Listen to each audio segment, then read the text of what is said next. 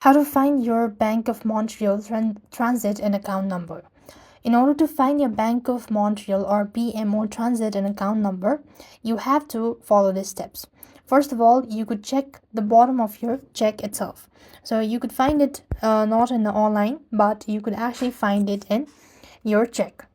So what you want to do is just look at the bottom of the Bank of Montreal check, and you will see a three sets of number. The first set that is in the left, your check number. The second set, which is in the middle, your 5-digit transit number, also called a branch number. And the third set in the right, your 3-digit institution number. And you could just follow and what you need is following that your account number of the 7-digit, and that's when you're going to find your Bank of Montreal transit and account number.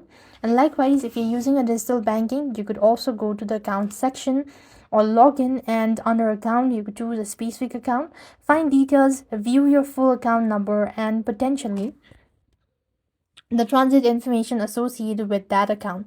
And that's when you could find your Bank of Montreal transit and account number. I hope the video was helpful. Make sure to like, share, and subscribe. Thank you for watching. See you in our next video.